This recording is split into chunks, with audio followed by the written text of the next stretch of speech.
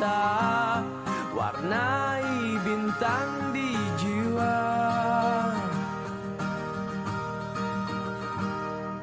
Menarilah dan terus tertawa, walau dunia tak seindah surga. Bersyukurlah pada yang kuasa, cinta kita di dunia selamanya.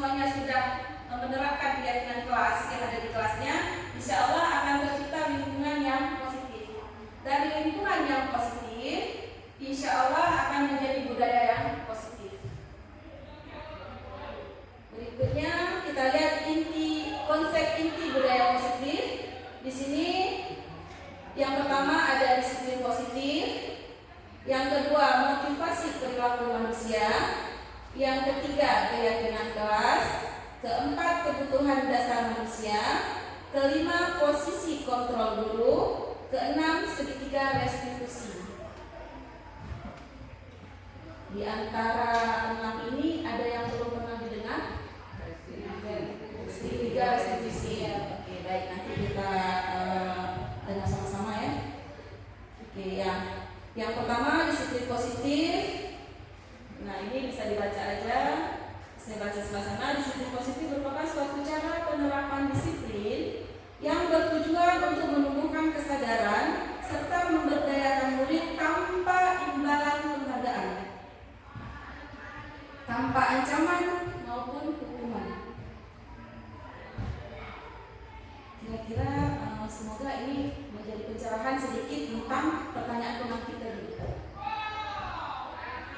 Bahwa disiplin positif itu menumbuhkan kesadaran dan memberdayakan murid tanpa imbalan atau reward, tanpa ancaman atau hukuman. Nah, sebagai pendidik, tujuan kita adalah menciptakan murid yang memiliki disiplin diri sehingga mereka berperilaku mengacu kepada nilai-nilai kebajikan universal dan memiliki motivasi intrinsik dalam melakukan perilaku ke arah yang lebih baik. Jadi diharapkan murid itu melakukan tindakan berdasarkan motivasi yang ada dalam diri dia sendiri, tidak terpengaruh dari luar. Nah, berikutnya ada 3 motivasi perilaku manusia. Nah, biasanya manusia itu berperilaku kan tergantung motivasinya mau apa. Yang pertama, untuk menghindari ketidaknyamanan atau hukuman. Yang kedua, untuk mendapatkan imbalan atau penghargaan dari orang lain. Yang ketiga, untuk menjadi orang yang mereka inginkan dan menghargai diri sendiri dengan nilai-nilai yang mereka percaya. Kira-kira nih, belum sampai ke anak, masih di kita aja, motivasi perilaku kita itu yang mana kira-kira? Misalnya, kita sekolah masuk jam 8, kita hadir jam 8 kurang 15. Kenapa kita hadir jam segitu? Kira-kira dari 3 ini yang mana punya kita? Iya, mau tidak? Silakan. Iya, mau tidak? Mau tidak? Enggak apa-apa. Silakan bicara aja. Yang ketiga aja, yang ketiga. Enggak apa-apa, terserah. Pak Rahman mau pilih yang mana? Mau tidak pilih yang mana, Bu? Lanjut aja. Kalau saya mau 3. Itu yang warnanya sembarangan, warna ungu, mau orang itu. Kalau misalnya kita kan sekolah kita ini kan masuknya jam 8. Kita datang jam 8 kurang 15. Motivasi kita kenapa kita datang jam 8 kurang 15 itu kenapa? Apakah karena motivasi nomor 1, nomor 2 atau nomor 3?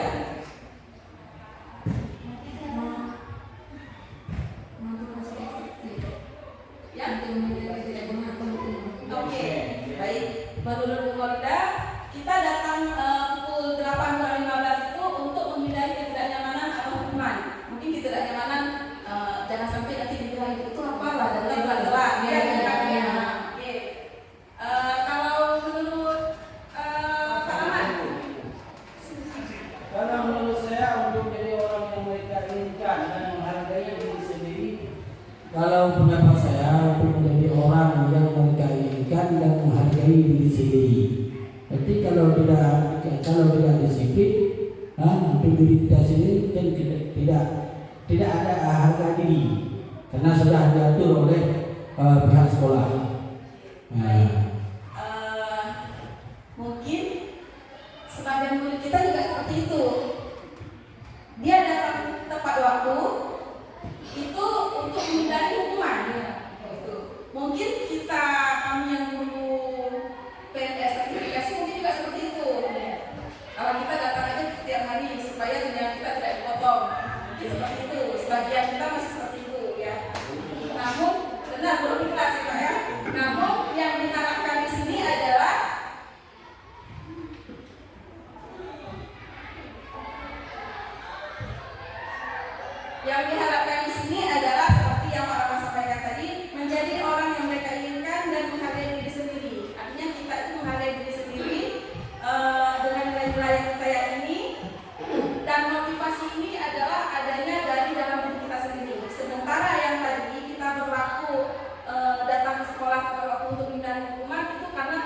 kedua, masih motivasi ekstrinsik.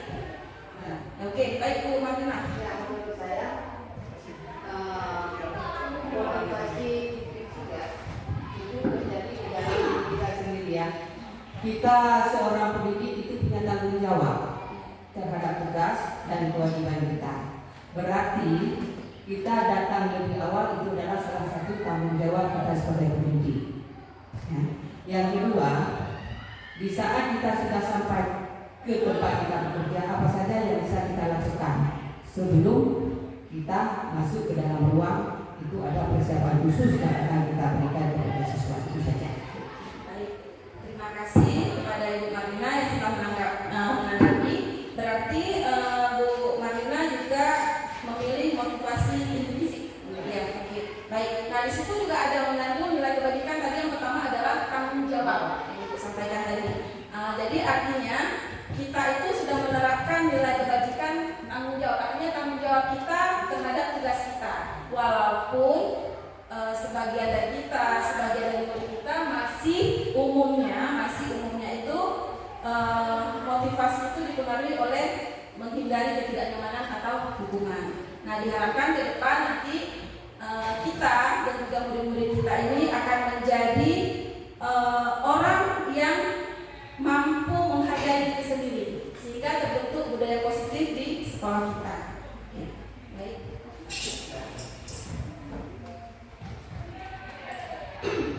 Baik, terima kasih atas kesempatannya. Semuanya memilih motivasi intrinsik, tapi yang membuat saya tidak nyaman di sini ada kata-kata untuk menjadi orang yang mereka inginkan. Rasanya ini bukan dari keinginan sendiri. Bahasa gitu, mungkin penjelasan dari mana? Baik, Pak. Maksudnya di sini mereka inginkan itu adalah kita. Mereka itu kita. Itu, bukan mereka orang lain. Kita. Mereka atas diri mereka. Gimana? Atas diri mereka tersebut. Oke. Tidak ada kurang yang mereka diri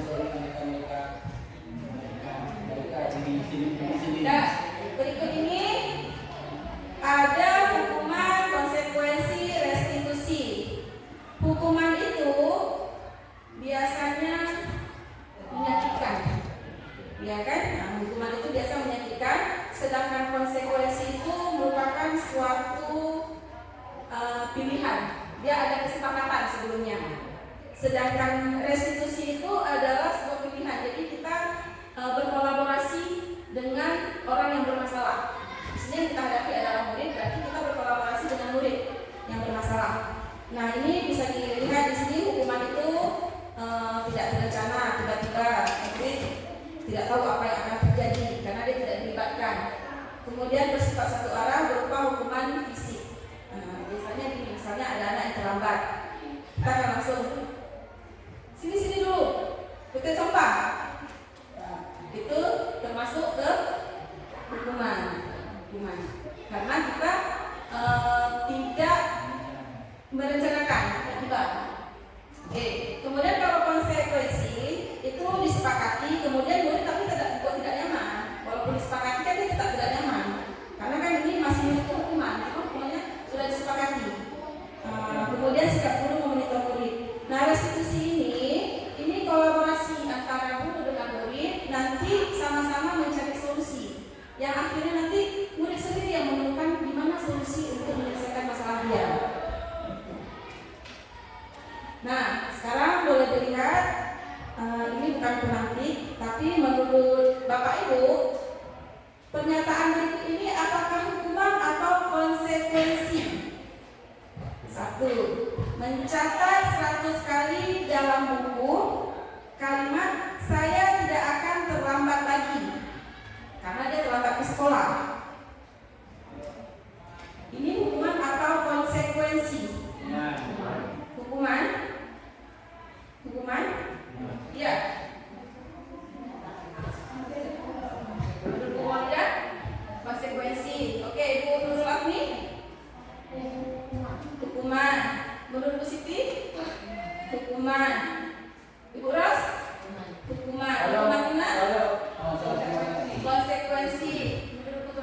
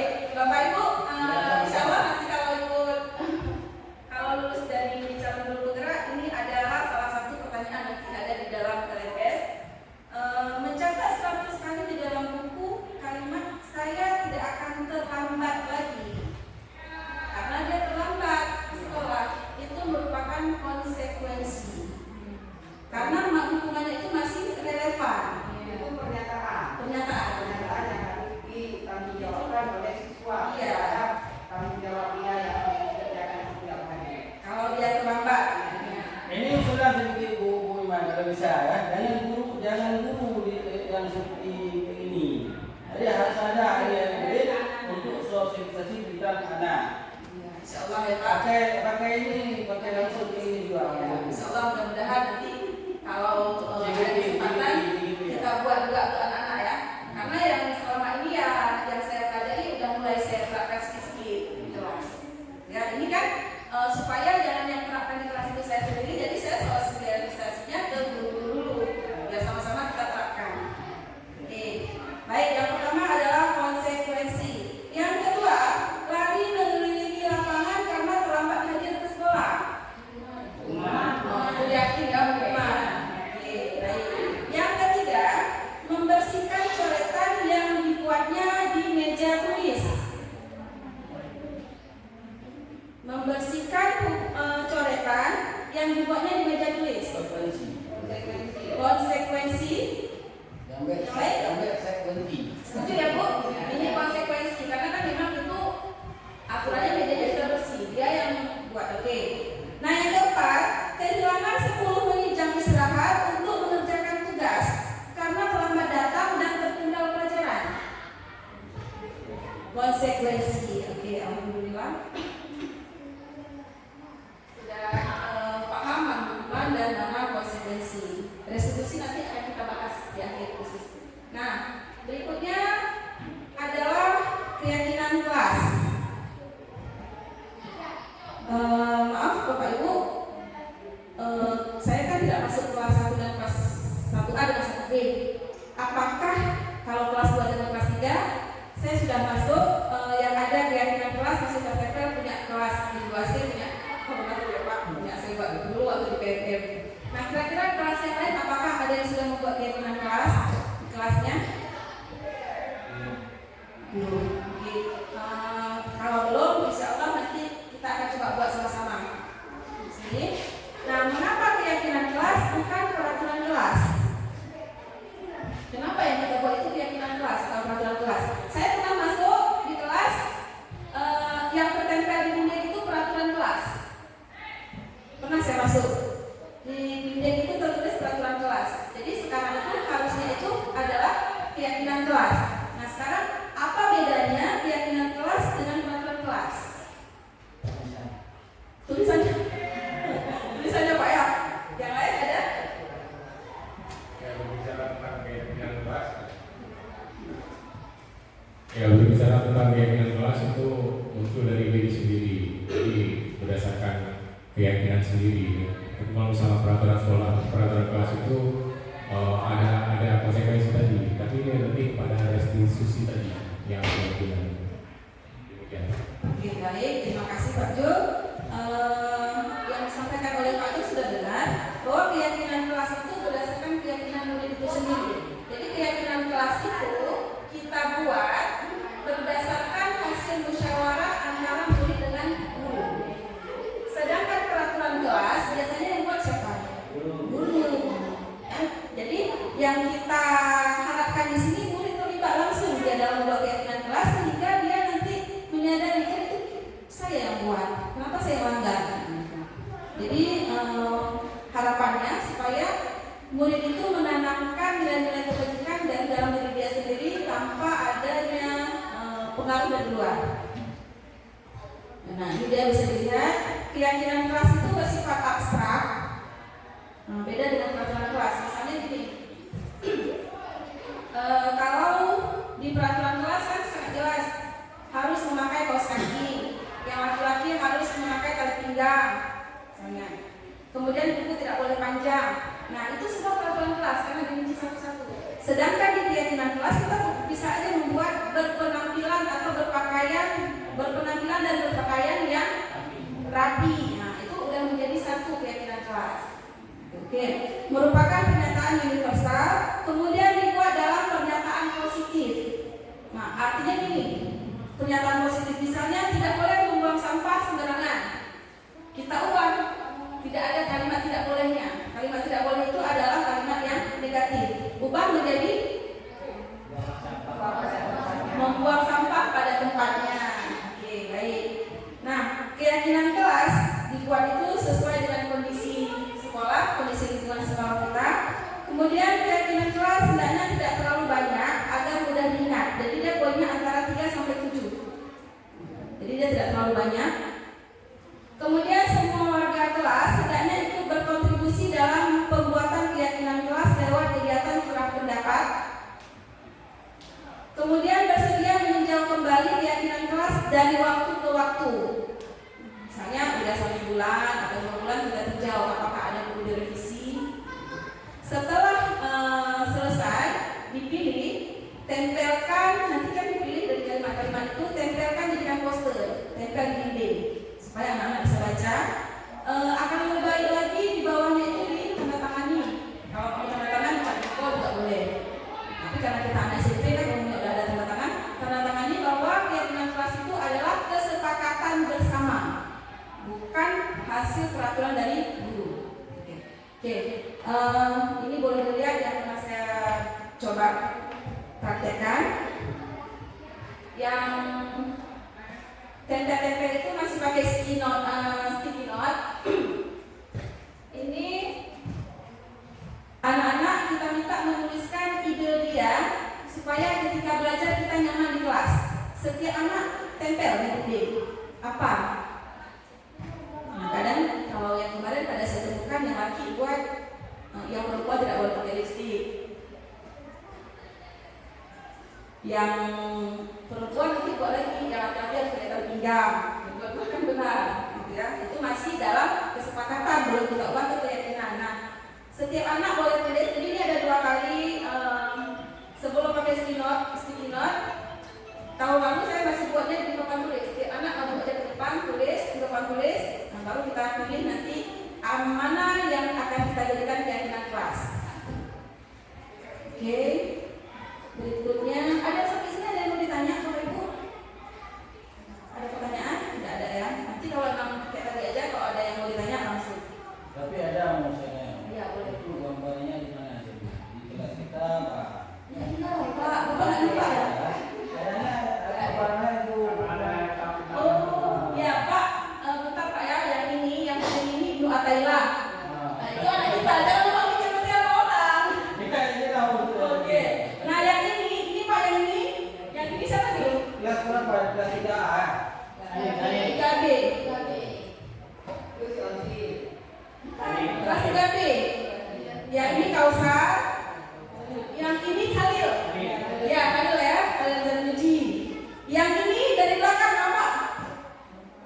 Siapa itu dari belakang? Fadil S. Dari belakang aja udah ketahuan ya. Yang ini Fadil S. Yang sebelahnya Tayarus 100 meter. Dari belakang aja udah kenal anaknya. Jadi saya nggak ada lagi kayak boynya nanti. Oke. Berikutnya kita lihat 5 kebutuhan dasar manusia. Yang pertama bertahan hidup. Bertahan hidup itu meliputi makan, pakaian, tempat tinggal, keamanan dan kesehatan. Kasih sayang dan rasa diterima dipedulikan, berbagi, kerjasama, menjadi bagian dalam kelompok. Oke. Kemudian kebebasan, mandiri, memiliki pilihan, mencoba hal yang baru, mampu mengendalikan arah dirinya. Penguasaan, harga diri, keinginan untuk dianggap, memimpin, berprestasi, diakui dan didengar. Selanjutnya kesenangan, bermain, humor, antusiasme dan tertawa. Jadi semua kebutuhan ini adalah kebutuhan yang memang kita butuhkan. Kan nggak mungkin juga orang nggak makan, dia nggak bisa bertahan hidup. Dan nggak mungkin juga orang nggak bermain. Kalau nggak bermain dia kayaknya nggak senang hidupnya. Pasti kita yang kita butuhkan juga kesenangan. Kita dapat feeling sekali. Ya. Oke. Lanjut, ya. Feeling nggak boleh sekali nanti ya. Nah lanjut kita di 5 posisi kontrol guru. Bapak Ibu, kita bisa menilai diri kita sendiri di sini. Posisi kita itu apakah di penghukum, pemantau, pembuat merasa bersalah, apakah sebagai teman, atau sebagai manajer. Ini kita lihat. Sebagai penghukum, biasanya hukuman itu bisa merupakan hukuman fisik atau verbal. Verbal itu dengan kata-kata. Kemudian biasanya orang yang menjalani posisi penghukum lebih menekan murid-murid. Dan kalimat yang digunakan biasanya seperti ini.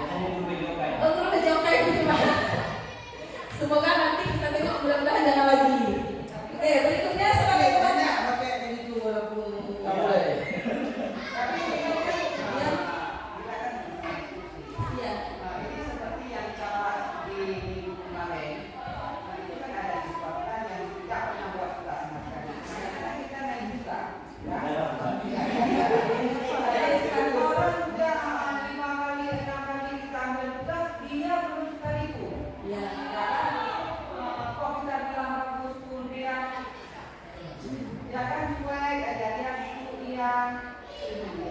Besok kita lagi tugas hari ini kita jalan. Ini kita buat tugas hari.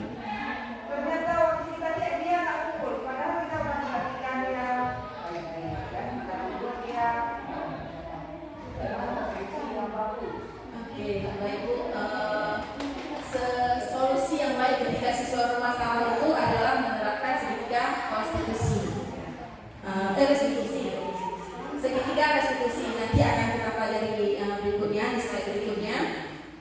Namun mungkin selama ini yang kita jalankan hanya sampai tahap 2. Kita belum tanyakan sampai tahap 3-nya.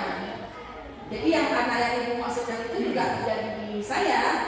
Kita kan cuma tadi kita tanya alasan, tapi kita selama ini kan belum minta solusi dari dia supaya dia kerjakan itu kan belum. Jadi nanti kita lihat. Jadi kalau memang ada anak yang bermasalah, berarti kita jalankan segitiga restitusi. Kalau ternyata tidak juga ya kalau dibuat yang jelas jadi hukum jangan, gitu kan? Oke, sebagai pemantau, yang namanya pemantau itu kan artinya mengawasi. Yang merasa diawasi pasti tetap tidak nyaman, ya. Nah, ini jadi pertanyaannya dari kan biasanya dia berhubungan dengan konsekuensi. Ini kamu udah berbuat seperti ini, konsekuensinya apa? Kesepakatan kita apa kalau kamu buat seperti ini? Itu guru yang menjalankan biasanya sebagai pemantau. Berikut kita lihat pembuat merasa bersalah. Nah, pada posisi ini biasanya gurunya akan berbicara lembut. Kalau bahasa waktu dicek biasanya lembut sih, tapi nyelekit. Kalau tanya lembut, kalau dia bahasa Acehnya bicaranya lembut, tapi kan enak gitu. Jadi anak tetap merasa bersalah. Iya benar Pak, itu sayang benar dari orang tua kamu, apa sih kayak itu? Itu namanya pembuat merasa bersalah. Kita juga mungkin itu, buat anak tugasnya saya ditengok rumah kepala sekolah. Jadi anak buat tugas itu dengan jadi dia merasa bersalah kan kalau nggak dikerjakan kan, padahal pernah menyadari. Jadi semoga nanti kita tengok kita bisa menjadi posisi yang mana ini sebaiknya. Nah berikutnya teman. Guru pada posisi ini tidak akan menyakiti murid, namun akan tetap berupaya mengontrol murid melalui pendekatan persuasif. Kalimat yang digunakan, ayo bantulah ini ibu ya. Kita anggap murid itu sebagai teman.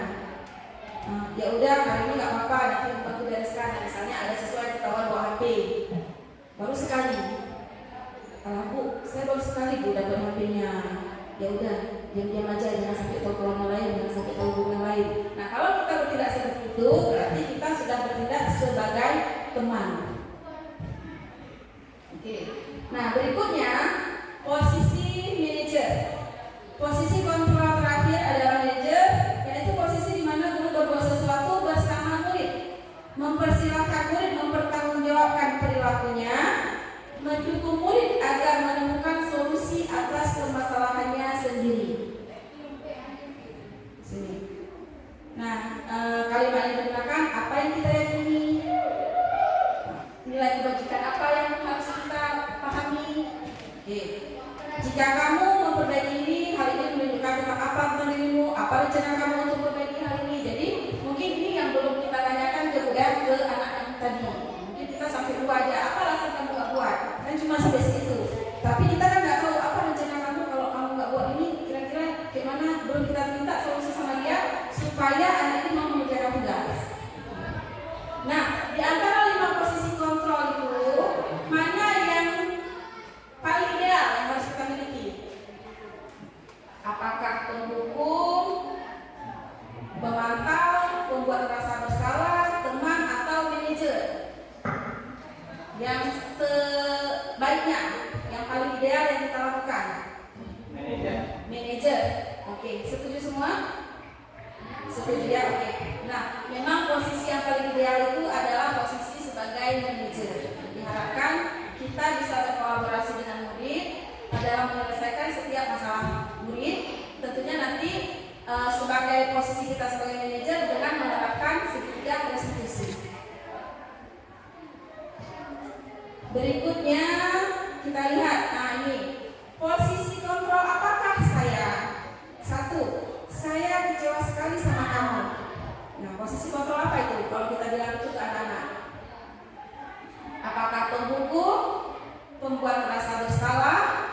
pemantau, sebagai teman, atau manajer? Pembuat merasa bersalah. Yang lain? Setuju ya? Oke, baik. Ya, untuk nomor 1, saya kecewa sekali sama kamu. Jadi anak-anak di situ pasti merasa jadi gak enak. Jadi itu posisi kontrol yang kita gunakan adalah sebagai pembuat merasa bersalah. Nah, yang kedua, ayolah lakukan dulu ibu ya. Itu sebagai teman. Baik. Oke, yang ketiga, hormat bendera 15 menit. Hukuman. Apa rencanamu untuk menyelesaikan masalah hari ini? Sebagai manajer, oke. Yang kelima, kamu tidak pernah mendapat nilai jika kamu tidak mengerjakan tugas. Sebagai apa lagi tadi ya? Ada sebagai pembuat merasa bersalah, hukuman, pemantau, teman, manajer. Pemantau. Iya, alhamdulillah. Berarti di sini pemahaman Bapak Ibu tentang 5 posisi kontrol dulu sudah baik. Nah, di sini sekarang kita lanjutkan ke segitiga restitusi. Segitiga restitusi yaitu suatu proses dialog yang dijalankan oleh guru dan murid agar dapat menghasilkan murid yang mandiri dan bertanggung jawab. Nah, untuk menjalankan segitiga restitusi ada tiga tahap. Yang pertama, menstabilkan identitas. Yang kedua, validasi tindakan yang salah. Yang ketiga, menanyakan keyakinan. Keyakinan ini artinya ya nilai-nilai kebajikan yang kita sepakati. Oke, nah ini yang pernah saya coba kemarin itu untuk Lutfi. Lutfi kan sering tidak sekolah. Ya. Nah, kemarin pernah saya panggil. Di sini menstabilkan identitas itu berdasarkan fisik, membuat kesalahan adalah bagian dari proses pembelajaran. Benar ya? Kemudian menggeser identitas gagal ke identitas sukses. Jadi ketika siswa itu dipanggil, kita jangan langsung salahkan. Kita tanya dulu. Apakah benar kamu sering tidak sekolah? Ketika dia jawab benar, kalau dia tidak benar, kita kan bisa cek aksen. Nah, dan alhamdulillah memang kemarin diakui benar. Setelah benar, kita tanya lagi, kira-kira kamu sering tidak sekolah itu merupakan kesalahan bukan? Nah, dia kan karena dia sadar itu kesalahan, dia kan jawab bahwa itu adalah kesalahan dia. Nah, di situ ketika dia sudah mengakui bahwa dia telah berbuat salah, kita jangan jatuhkan. Nah, naikkan sedikit semangat dia, nggak apa-apa nak. Setiap manusia pasti pernah berbuat salah. Demikian juga dengan ibu. Kesalahan itu sangat manusiawi. Jadi setiap orang pasti berbuat salah. Namun yang penting kita mau berusaha untuk memperbaiki kesalahan kita. Jadi kan di situ kan anak tidak kita jatuhkan, ya. Nah kemudian baru kita tanyakan seperti Pak Yafis bilang tadi, tanya alasannya. Nah ini ada di validasi tindakan yang salah. Berdasarkan prinsip setiap perilaku berupaya memenuhi suatu kebutuhan tertentu. Jadi dia pasti punya alasan kenapa dia berbuat seperti itu. Baru kita tanya alasan dia apa. Setelah dia kasih tahu alasannya, kita tanya lagi sama dia, mau nggak nak kita cari solusi sama-sama? Ketika dia jawab mau, baru ayo kita mulai menanyakan keyakinan. Kira-kira kalau kamu sering tidak sekolah, keyakinan apa yang sudah kamu langgar? Misalnya kemarin dia jawab disiplin. Oke, kita tanya lagi balik. Kita di sini berarti kita memunculkan pertanyaan-pertanyaan bermakna yang memunculkan motivasi intrinsik siswa. Ketika dijawab saya telah melanggar disiplin, kita tanya lagi, kira-kira nak disiplin itu penting nggak dalam kehidupan? Saya jawab penting. Apa alasan kamu penting? Karena bu kalau disiplin guru sayang sama saya, prestasi saya bagus. Oke, alhamdulillah. Nah kita perlu tambahkan bahwa memang disiplin itu sangat penting nak. Tidak ada orang yang sukses kalau dia tidak disiplin. Jadi di situ kita kuatkan lagi. Nah setelah kita kuatkan, kita tanya lagi, kira-kira solusinya supaya kamu tidak mengulangi lagi kesalahan kamu apa? Biar dia yang pikir sendiri. Jadi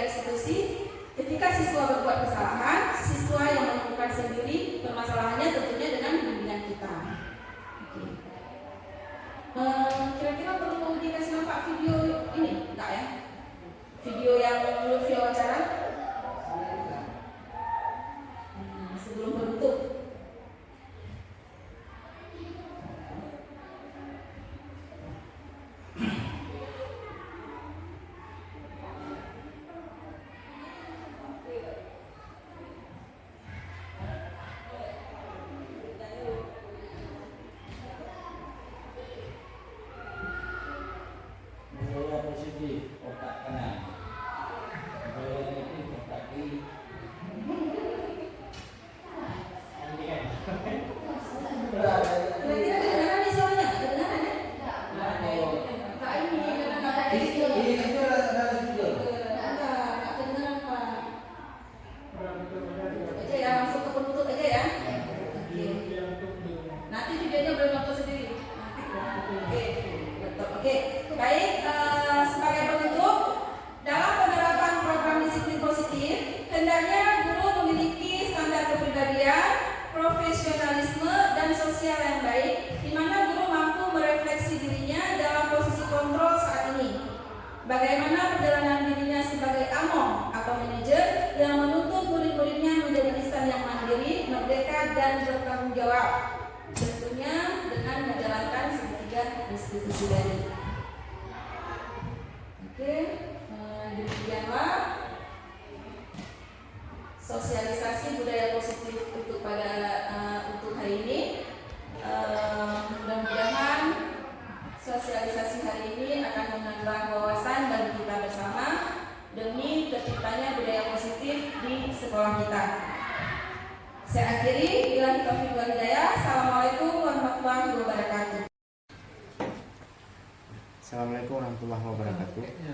Saya Ridwan, guru TIK SMP Negeri 2 Matangkuli. Saya merupakan rekan sejawat dari Bu Nurul Iman.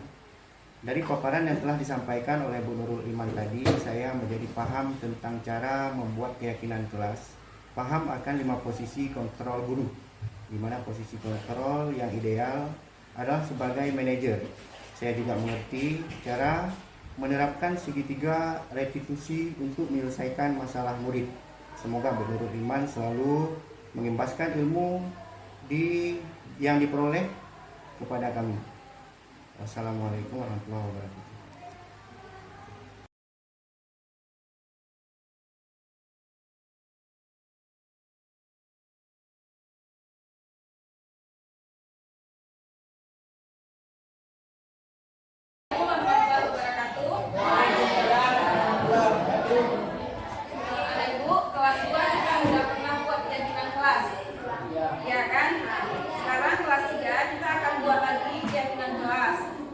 Tujuannya untuk apa?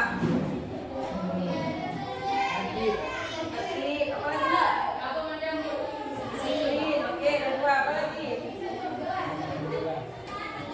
Tapi, oke. Intinya semuanya kita buat keyakinan kelas kita itu sama seperti yang pernah kita buat waktu kelas 2. Tujuannya supaya kelas kita itu nyaman, ketika belajar kita nyaman, ya kan?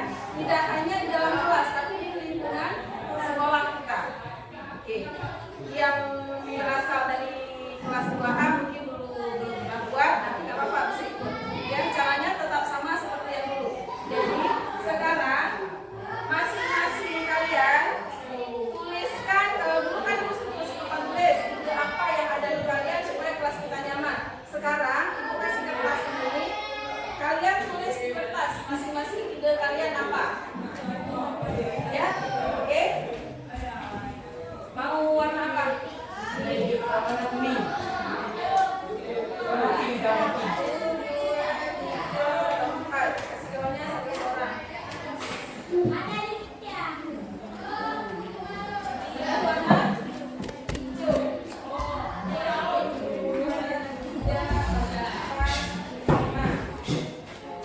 Oke.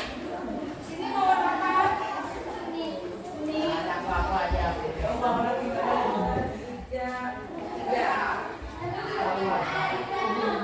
Oke, kalian hijau. Ini ada warna peach. Warna hijau ya. Hijau udah. Warna pink. Oh ini. Warna ini.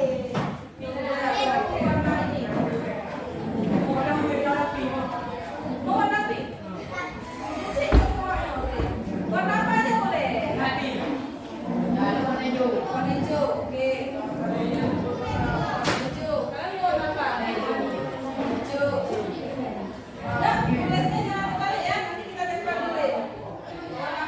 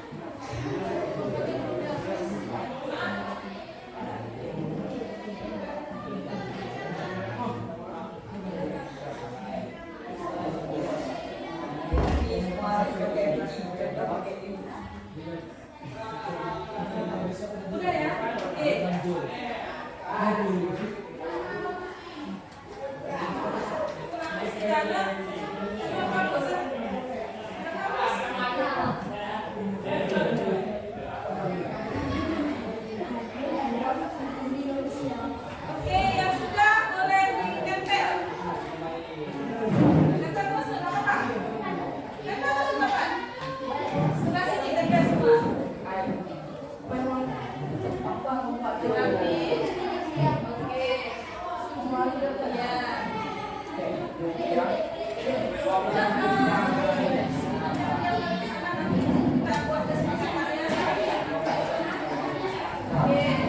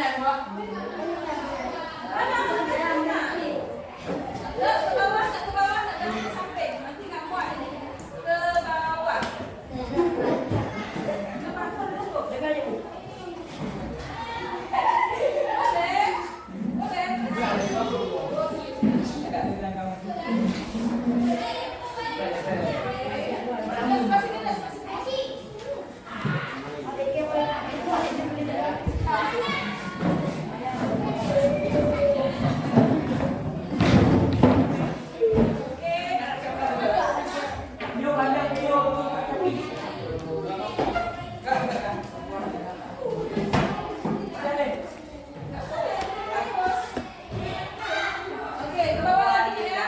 Oke, ini.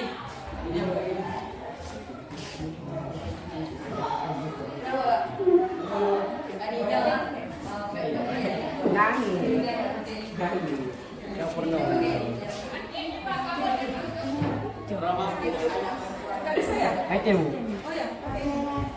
Balik dia. Nak, ke bawah nak. Biar ada tempat untuk kita tulis.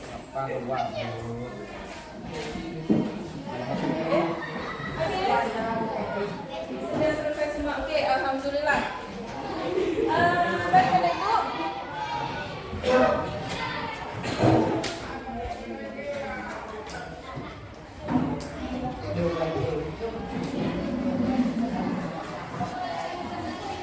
Oke. Dan nak, sekarang Ibu minta satu orang untuk maju ke depan untuk bacakan. Ayo, siapa yang bacain? Yang besar suaranya. Pak Bisa? Terus, apa? Ya, terus. Oke, Pak Bisa, bacakan. Yuk, dengar ya semuanya ya, sama-sama. Berkibarlah bendera negeriku, berkibarlah engkau di dadaku, tunjukkanlah kepada dunia semangatmu yang panas membara. Daku ini, jiwa raga ini, selaraskan keanggunan. Daku ini, jemariku ini,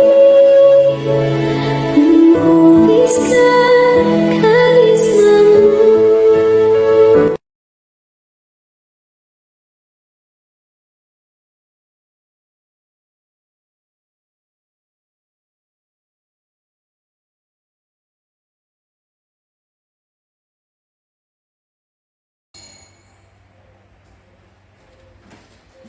Apa kabar Siti?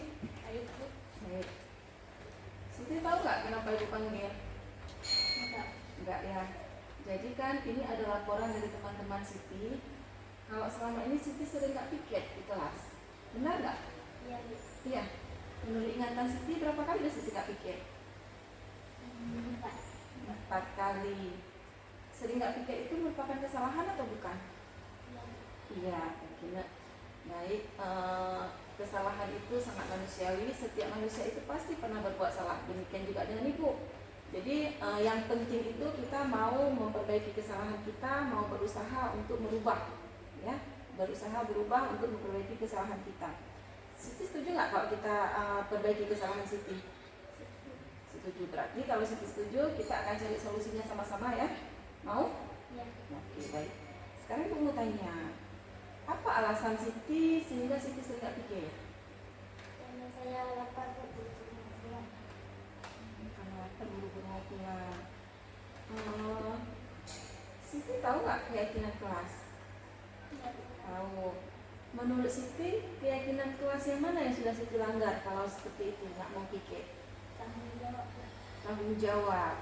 Menurut Siti tanggung jawab itu penting nggak? Penting Bu, karena dengan saya bertanggung jawab, saya lebih dihargai dan dipercaya orang lain. Iya, dengan bertanggung jawab kita akan lebih dihargai dan dipercaya orang lain.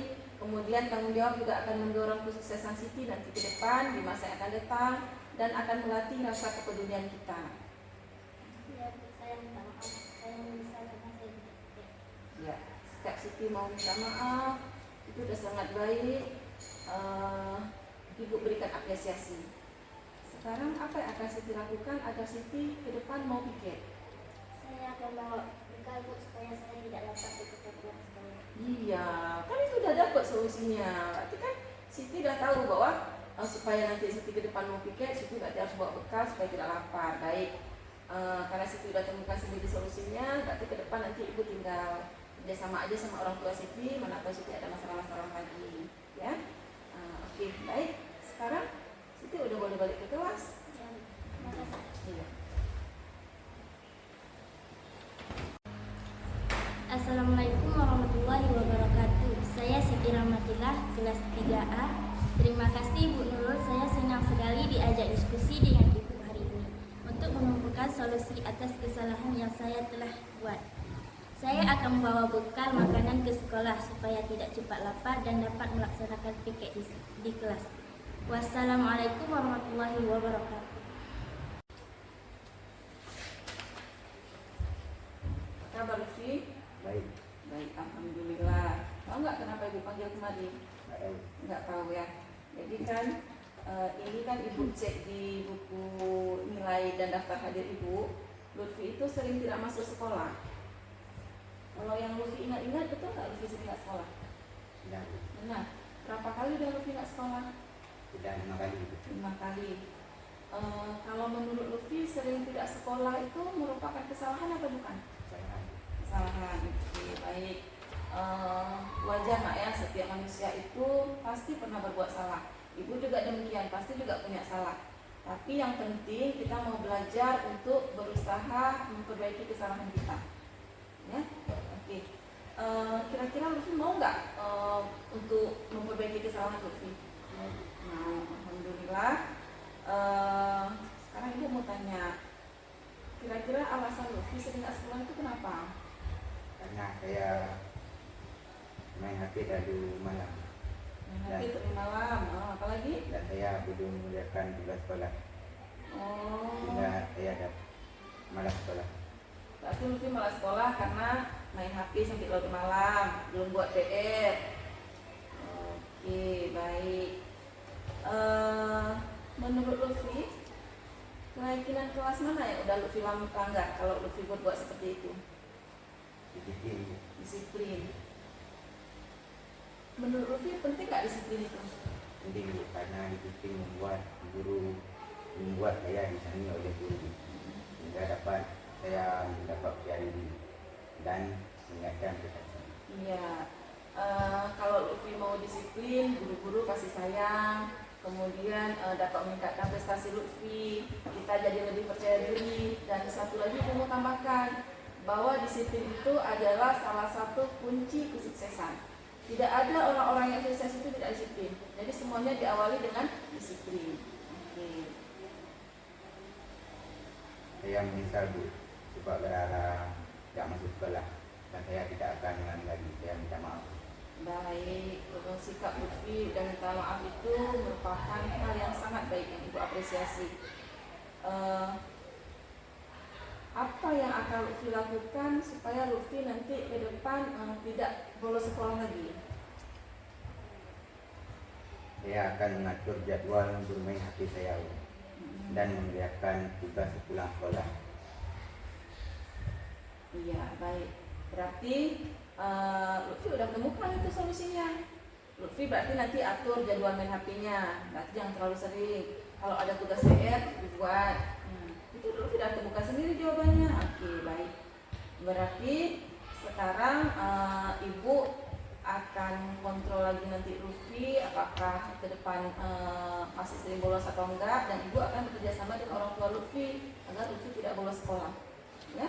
Oke, baik. Sekarang Lutfi udah boleh balik ke kelasnya.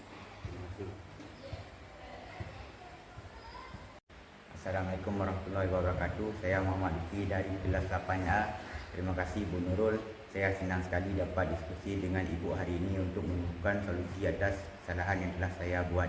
Saya akan mengatur waktu saya dalam menggunakan HP sehingga saya dapat mengerjakan tugas ketika pulang sekolah dan saya tidak akan tidur larut malam lagi. Assalamualaikum.